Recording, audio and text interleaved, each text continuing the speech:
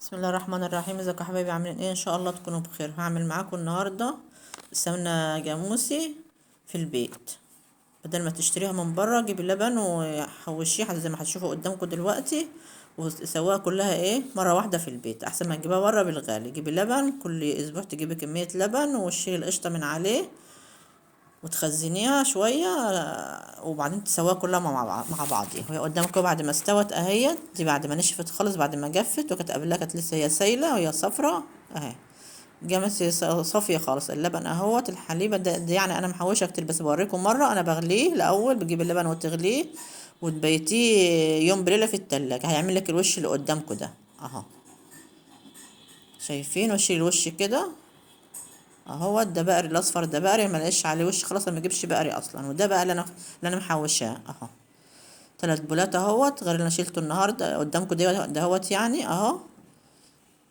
اهو من على اللبن المغلي، لبن مغلي مش لبن رايب. هنعمل معاكم بعد كده برضو سمنه من اللبن الرايب، مش من اللبن المغلي. ده لبن مغلي عادي، حليب عادي اهو. تمسكيها بعد ما تفضيها، تحطها في صينيه كبيره يعني، وتقعدي تلفي فيها كده. لا هتفك معاكي، تبقى سايله خالص في الاول، بعد كده سايله خالص معاكم اهي قدامكم اهي. بعد كده بقى هتلف معاكي اهو. بدات تلف اهي، واعمليها ساقعه، لفيها وهي ساقعه طالعه من التلاجة اهو. وهتسرد بقى الخض بتاعها، هتشوفوا دلوقتي اهوت. هي كده لفت اهيت. هسيب الخض دلوقتي هنوريهولكوا اهي. تقعدي تلفي فيها كتير كده لحد ايه ما تلف معاك اهو. شايفين صارت الخض اهوت. بس انا الخض ده انا مش هنصفيه، انا هسويه معاها عشان عايزه مرتة نعملها ايه للمش اهو. وحطيت كمان معاها زبادي. كنت عامله زبادي، حطيت برامه بحالها معاها زبادي. قدامكم اهي البايه بتستوي، بتحطها على النار وعلى طول تقلبي فيها، ما تسيبهاش، على طول تقلبي فيها عشان ما تحرقش من تحت، والسمنه وهي لسه ما طبتش، عشان هي بتلزق تحت. بتحطها في حاجه كبيره، وتحط عليها معلقه ملح كده، وتحطها في حاجه كبيره عشان هي بتفور بتطلع لفوق قدامكم اهيت، عشان لما ما توقعش منك يعني، وتحس لك البوتاجاز اهو. وتقلبي على طول على طول على طول كده اهو. هاتيها واعمليها في البيت، هتبقى رخيصة عن من بره ب 500 جنيه و 400 جنيه الوقت. لكن ده هتجيبيها وتحوشيها. شايفين المرتة بدأت تتحمر ازاي قدامك اهي؟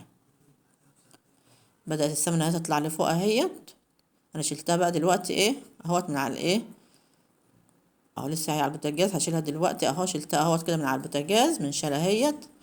هتجيبي بقى إيه عشان تصفيها، ما تسيبهاش تبرد جامد. اول ما تبرد تبدا في الدفا كده، تحطها في البرطمانات بقى تخزنيها. وحاولوا تحطها في برطمانات ازاز عشان البلاستيك دي مش صحيه. وحطي طبقه كده تحتيه عشان لو حاجه وقعت منك تلميها تاني.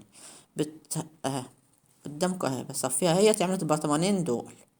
بس انا والله ما وزنتش الزبده، ولا عرفت وزنها قد عشان اقول لكم طلعت قد ايه يعني.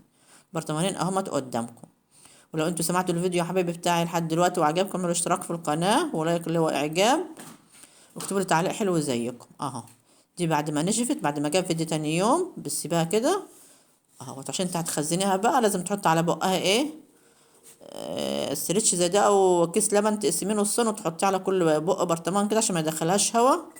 وريحتها تفضل معاكي حلوه، ريحه سمنه بلدي حلوه، عشان لو هي متهويه مش هتطلع معاكي ريحه سمنه ريحه سمنه بلدي يعني. الريحه بتاعتها بتروح. قدامك اهو بعد ما جفت خالص وغطيتها كده، هنخزنها بقى للعيد بقى اه، وللسنه الجايه.